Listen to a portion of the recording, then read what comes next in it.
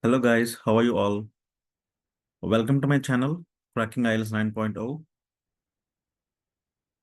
So today I'm going to discuss this passage, Building the Skyline, the Birth and Growth of Manhattan's Skyscrapers. Right, so this is actually a book written by Jason Barr, and it is reviewed by Shester, okay, about the development of the New York City. So she's giving a review of the book, okay. So let's see what happens here. As you can see on the right side, I have the questions. The first set of questions is a multiple choice, right? And the second one is yes, no, not given. And the third set is fill in the blanks, but with matching the alphabets, okay? So let's not waste any time and start reading the questions. So here, our strategy would be, I'll read the question first and then I'll go to the specific passage, okay, so that it will not waste our time, right guys? So this is the first tip, guys. So you read the question first, okay, understand and go to the keyword. For example, in 27, what point does Hester make about Barr's book in the first paragraph? Okay, so here the question is about first paragraph, right? So we need to read this, the whole first paragraph, and understand it and answer the question. So there's no wasting time, right? So yes, we need to identify the keywords and look for them in the passage. Okay. Right. So let's read the first paragraph now. And at the same time, we need to underline the keywords as well, guys. Okay. I told you in my previous videos as well. Right. So in Building the Skyline, Jason Barr takes the reader through a detailed history of New York City. The book combines, okay, geology, history, economics, and a lot of data to explain why business clusters developed where they did and how the early decisions of workers and firms shaped the skyline we see today. Okay, building the skyline is organized into two parts. The first one is primarily historical and addresses New York settlement and growth from 1609 to 1900. And the second one deals with the 20th century and is compilation of chapters commenting on different aspects of New York's urban development. Okay. Right. The tone, now see this one. The tone and organization of the book changes somewhat between the first and second parts as the later chapters incorporate more aspects of the research papers. Okay. Later chapter means maybe the second part, right? Second part incorporate aspects of related research papers. Okay, right. Now, again, what is the question? What point does system make about this? Now, what is the point she's making about the first paragraph? It gives a highly or original explanation of urban development. I think we read it here about urban development, right? So, what is it? And is a compilation of chapters commenting on different aspects of New York's urban development. Okay. Okay. We don't know whether it's highly original explanation. Okay. This is just a book. Okay. And we don't know, there's nothing mentioned in the paragraph that it is original content, right? So we cannot be sure. So A is gone. A cannot be the answer.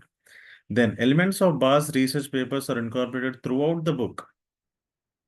Now, elements of his research papers, they are there throughout the book. Means, okay. Are they throughout the book research papers is here, right? See, the tone and organization of the book changes somewhat between first and second parts and the later chapters. Later means the chapters which come lately, okay? Incorporate aspects of the related research papers. But here he says throughout the book, right? So what does it mean? No, again, B cannot be the answer, right? So here he says throughout the book, but in the paragraph it is written only in the later chapters, not in the beginning ones. Then again, other books that are available on the subject have taken a different approach. Now he's talking about some other books. So did we talk about any other books, guys? In the paragraph, he did not mention about any other books, right? So C cannot be the answer. Now only D is remaining, right? It covers a range of factors that affected the development of New York. Okay. I think yes, D is very close, right? What are the range of factors here? See, the book combines geology, history, economics, and a lot of data to explain why the business clusters developed where they did and how the early decisions of workers have shaped the skyline we see today. Yes. So it is combining a range of factors, right? Yes, I think D should be the answer. Okay. Yes, we got our first answer, guys. Now let's move to the next one. Okay. 28. How does Sester respond to the information in the book about tenements? Okay, what are these tenements? He's talking about some tenements. Where is the word tenement? Look for the word, okay? We cannot read everything. Just look for the word, keyword, and search in the passage. Once you find it, then we can read it from there, okay? I'm just searching for the word tenements. Where is that? Where is that? Where is that? I think here, see this, tenements, right? So what is the meaning of tenements? It is given here, guys. You have a star mark here. It is given here. A multi-occupancy building of any sort, but particularly a rundown apartment building or a slum building. Okay. So that is the meaning of a tenement. So how does Sester respond to the information in the book about tenements? So how is she responding? Okay. Then I would, let's read from here. I would have liked Barr to expand more upon his claim that existing tenements prevented skyscrapers certain neighborhoods because likely no skyscraper developer was interested in performing the necessary slum clearance. Okay, later in the book, Barr makes the claim that the depth of bedrock was not a limiting factor for the developers as foundation costs were a small fraction of the cost of development. At first glance, it is not obvious why some clearance would be limiting while more expensive foundations would not. Okay. So this is her reaction. See, how does she respond? So this is the response. The last sentence is the response. Now your answer should be close to this line. Okay. She describes the reasons for Barr's interests. Okay. Does she describe the reasons for his interests here? Reasons he no, she does not describe any reasons for his interest. Okay.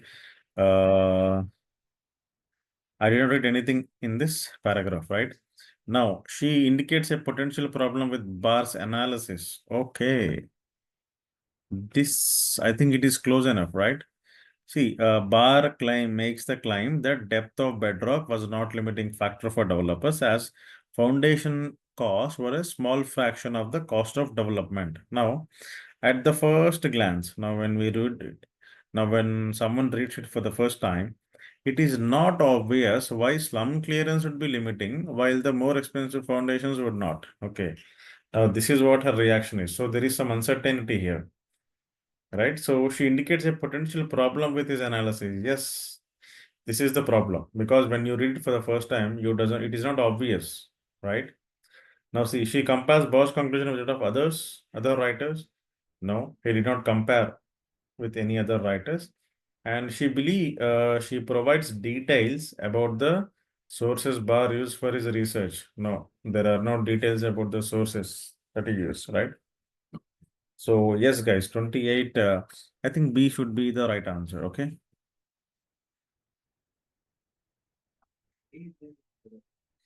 Now, what does Esther say about chapter 6 of the book? Okay. Now, where is chapter 6? We'll go there directly. No time waste. Chapter 4, right? Part 2, chapter 5. Chapter 5. Chapter 6 is here. Okay. Now let's see.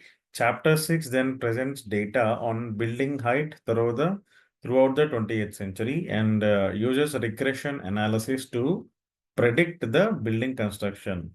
While less technical than the research paper on which the chapter is based, it is probably more technical than would be preferred by a general audience. Okay. So most of the time, guys, the answer would be in the first sentence or the last sentence. Okay. So that we need to read very carefully. This is a hint for you guys. Now, what did she say about chapter 6? She says chapter 6 presents data on the building height, number 1. Okay, regression analysis to predict the building construction. Also, I think last sentence carefully. While less technical than the research paper. See, it is less technical than the research paper, but it is more technical than preferred by the general audience. So general audience means people who read the book generally, I mean, who don't have great knowledge about technical knowledge about the building construction, right? So when compared to general audience, it is more technical. That's what she says. Now, it contains conflicting data. No, we did not read anything about that in the paragraph. It focuses too much on possible trends. Trends means graphs. It can be graphs or anything else. No, we did not read anything. It is too specialized for most readers. Oh, too specialized means it is too technical for the general audience, most readers, right? This one, C is matching with the last sentence here, right, guys? It is just paraphrased here. You can see that, right? It is too specialized for most of the readers. Yes, 29C, I think it is matching closely, guys. 29 should be C. It draws a research that is out of date. No, nothing is given here. Right. Now let's move to the 30th one. What does Chester suggest about the chapters focusing on 1920s building boom? Okay, this is the keyword, guys. Now you look for this 1920 building boom in the paragraph. Where is that? 1920. Can you see anywhere? 1920. It is here. See, building boom is here. Okay. So this is the paragraph he's talking about. Now we'll read this paragraph. Okay. That's how you have to find. Look for the keywords, find it out. Okay, that's how you need to be fast. It depends on your individual speed. Okay, some they might find in just second. Okay, some they might take some time. Okay, so you need to be quick and fast.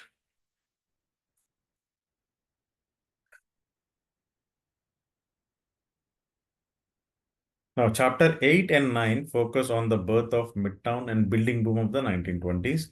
Chapter 8 contains lengthy discussions of urban economic theory that may serve as a distraction to readers primarily interested in New York. Okay, however, they would be well suited for undergraduates learning about the economics of the cities. Okay, right. In next chapter means 9, Barr considers two of the primary explanations of the building boom in 1920s. First being exuberance, second being financing. He uses data to access the viability of these two explanations and finds that supply and demand factors explain much of the development of 1920s. Though it enabled the boom, cheap credit was not the primary cause. Okay. Okay, it's not the primary cause. Okay. Now let's read the options now. Let's see which one is close enough. Okay. Now the information should have been organized differently. No, we did not read anything related to this. More facts are needed about the way construction was financed. No, he is not talking about the more facts that are needed about the construction. The explanation that is given for building boom is unlikely. Unlikely means no, he gave like he's talking about exuberance, he talked about financing. Okay, he talked about chapter 8, lengthy discussions, right? Now, I don't think so. Some parts will have limited appeal to certain people. Oh, okay. Some parts will have limited appeal to certain people. Where did we read this one? I think, guys, it is here. See, chapter 8 contains lengthy discussions of urban economic theory that may serve as a distraction to readers primarily. However, now read from here, guys. However, they will be well suited for the undergraduates learning about economics of cities. Okay. So some parts means economics will have limited appeal to certain people means undergraduates, like, right? So I think D is perfectly matching. All the other three, A, B, C, they are not given in the paragraph here, right? So they are not at all in accordance with that. So I think 30 should be D. This is like, yeah, it's an easy one, right? Next, what impresses Hester the most about the chapter on land values? Okay. Now, this is the keyword land values. Where is that? I think only one passage, one paragraph is left. See, yeah, land values, Manhattan, right? So this is our keyword. Now let's read this whole paragraph and then we'll come to the options, okay? In the final chapter, he discusses another of his imperial papers that estimates the land values from the mid-19th century to present day, okay? Now, the data work that went into this estimation is particularly impressive, okay? It's very impressive. That's what the question is about. Today, the end of chapter bar assess whether skyscrapers are a cause or an effect of high land values. Finds that changes in land values predict future building height, but the reverse is not true. Reverse is not true. The book ends with an epilogue in which Barr discusses the impact of climate change on the city and makes policy suggestions for the New York going forward. Okay. Now let's read the options. The broad time period that is covered. What is the impressive? See, he talked about the time period, but is she impressed with that? Estimates the land values from mid-19 to present day. Is she impressed with that? No.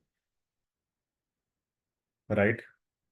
What is the next one? The interesting questions that Barr asks, is it impressive? What is the question? This one. Whether the skyscrapers are a cause or an effect of high land values. Okay, we are not sure. Okay. Let's see the other options as well. The nature of the research into the topic, what is impressive? The data work that went into this estimation is particularly impressive. Wow. Yes. So she is impressed with the data work that is that went into the estimations, right? So the nature of the research into the topic, data work, right? Research. I think C is more close. C is exactly matching with this. So 31 should be C, guys. Okay. The recommendations Barr makes for the future, no. He made some recommend, but is not that is not impressive, right? We are talking about the things that impressed her the most. Okay, yes. So 31 should be C. So in multiple choice, guys, you need to go for the elimination method, okay? So you read all the options one by one, just tally with the paragraph.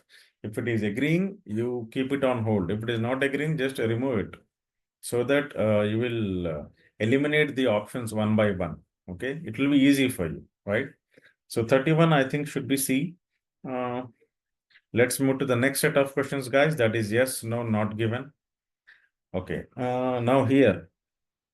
Yes, if the statement agrees with the claims of the writer. No, if it is contradicting, and not given if it is impossible to say that the writer thinks about this. Yes, I think we already know about this.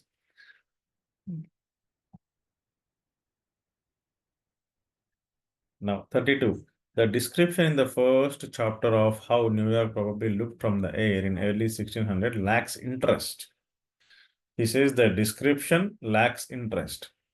Okay, about how New York looked from the air. Now, let's move to the first chapter. Where is the first chapter in the first paragraph, right?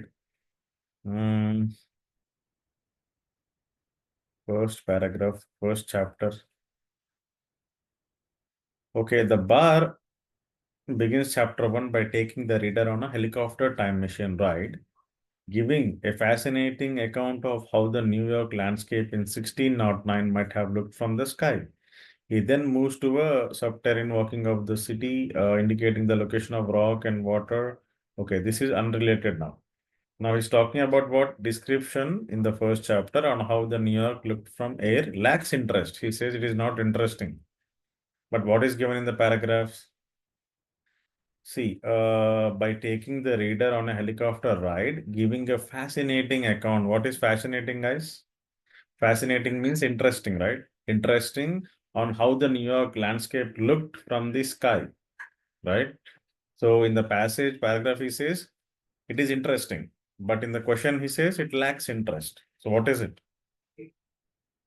It is clearly opposite, right?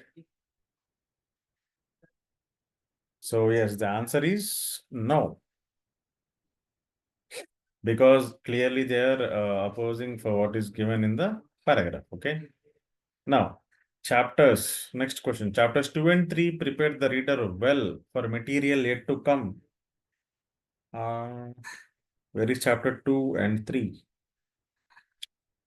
Yes, here, guys. So chapters 2 and 3 take the reader up to the Civil War, with chapter 2 focusing on the early development of land and implementation of grid system in 1811.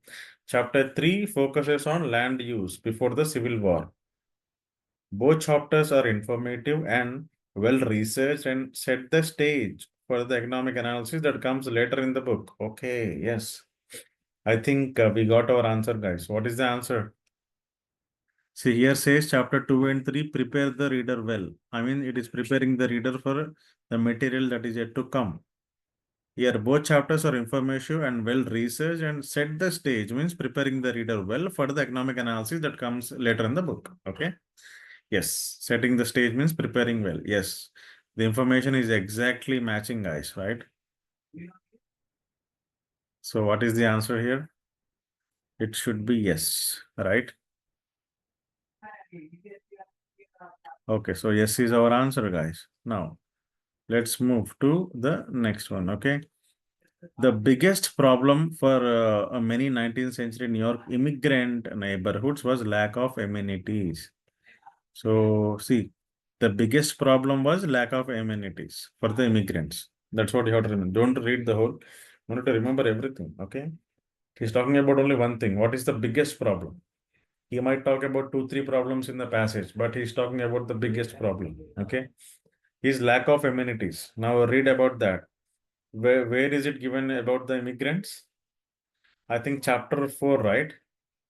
Focuses on immigration and location of neighborhoods and tenements in the late 19th century. Barr identified 4 primary immigrant enclaves and analyzes their locations in terms of amenities, okay, available in the area. Most of these enclaves are located on a least valuable land between the industries located on the waterfront and wealthy neighborhoods bordering the Central Park. Okay. Now he's talking about the biggest problem, lack of amenities. Did he talk about any biggest problem here in the paragraph? Did we read any biggest problem? I don't think so. There's nothing given, right, about the biggest problem here.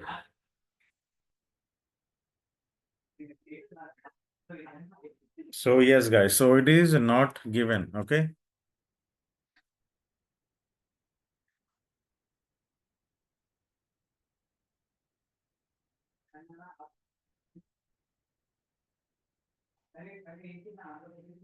Now, in the 19th century, next question, guys. New York's immigrant neighborhoods tended to concentrate around the harbor. Okay, he's talking about some harbor area. Again, the immigrant neighborhoods tended to concentrate around the harbor, but what it is given? Most of these enclaves are located on the least valuable land between the industries located on the waterfront and wealthy neighborhoods bordering the Central Park. Okay, so it is between the industries and the wealthy neighborhood. It is not around the harbor, okay? It is around the Central Park, between the Central Park and the waterfront, not around the harbor, okay? So which is completely like it is opposite in meaning, right? So hence, what is the answer, guys? It is no, right?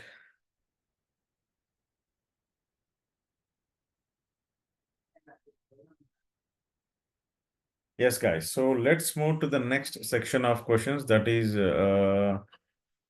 choose the right word. Okay.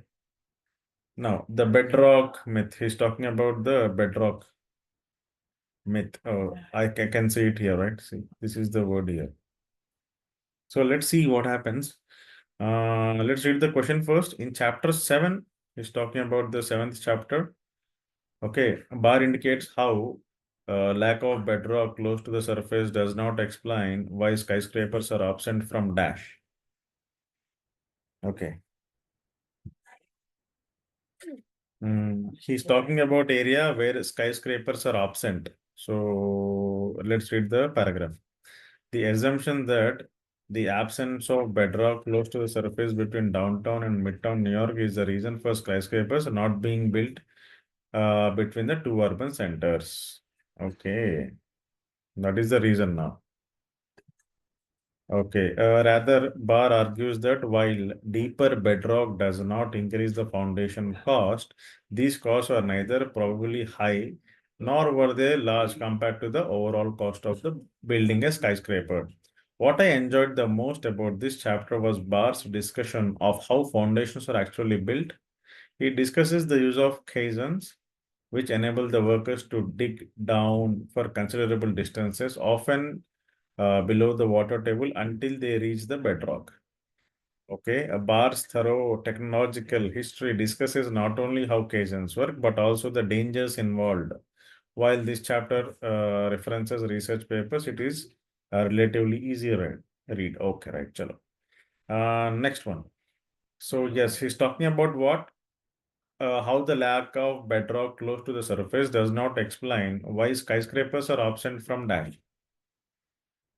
Okay, see, the assumption that absence of bedrock close to the surface between downtown and midtown New York is the reason for skyscrapers not being built between these two urban centers. Okay, so yes, why skyscrapers are absent from, yeah, these two urban centers. So where is that word? Development plans, deep excavations, great distance, expense, excessive expense, impossible tasks, associated risks, water levels, specific areas. Oh, I think specific areas is matching, right? Specific area means this between these two urban centers, downtown and midtown New York, right? I think yes, H is matching here. Why skyscrapers are absent from specific areas? H. Right, guys. So here my answer is H. Okay. H is close enough. Okay. Now, he points out that although the cost of foundation increase when bedrock is deep below the surface, this cannot be regarded as a dash, especially when compared to dash. So he is comparing something, right?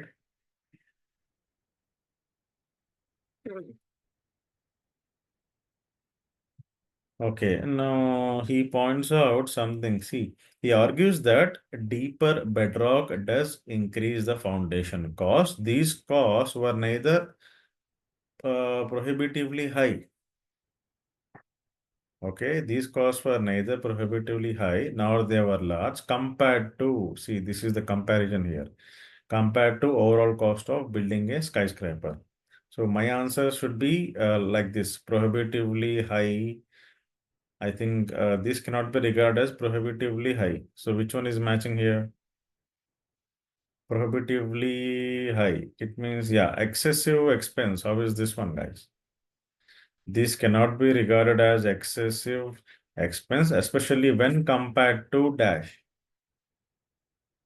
where the large compared to overall cost of building a skyscraper. Overall cost compared to, yes, the total expenditure. Yes, I think these two are matching. Okay, he's comparing.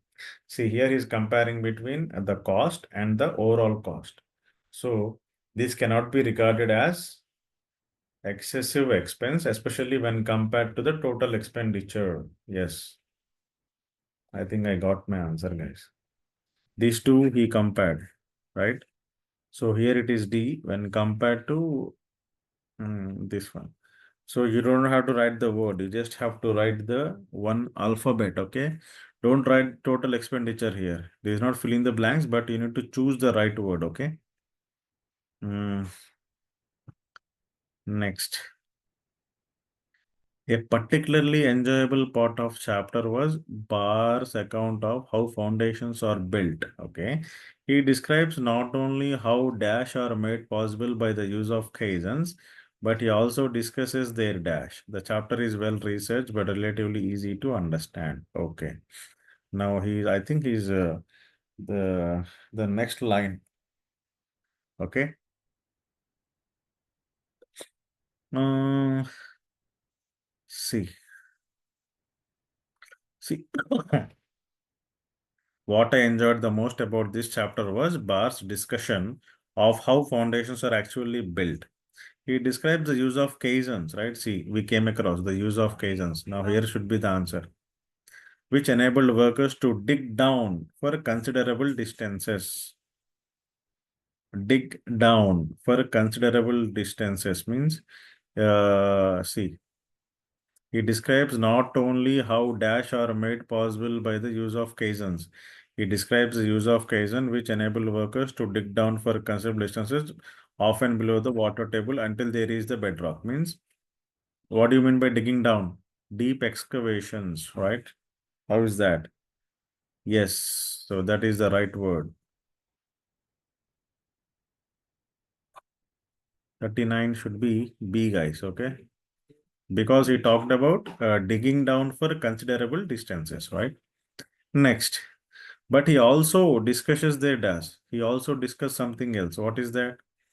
Until they reach the bedrock, Barr's thorough technological history discusses not only how caissons work, but also the dangers involved. Okay. So he also discussed the dangers involved. What do you mean by dangers involved? Development plans, great distance? No. Associated risks, right? Dangers involved, associated risks. This is the perfect word for that. I think F. Yes, F is the right word, right? I think yes. Yeah, done. So yes, guys, I hope we have completed this one with ease. Okay, this one was not too difficult, even though it is the third passage. This passage was okay. Is I would say it is like moderate, not too difficult. Um, so yes, here are the answers. Um, so if you like my explanation, guys, just mention it in the comment section. And if you want me to solve any particular passage, please write the passage name or the title in the description. I'll try to solve it for you. And yes, let me know if you have any doubts. I will be discussing a lot of tips and tricks in my videos. So please try to see the whole video till the end. So yeah, thank you so much, guys. And let's meet again in some another video. If you like my explanation, please like, share, and subscribe my channel. Please forward it to your friends as well. Yes, so let's meet again with a new passage. Thank you.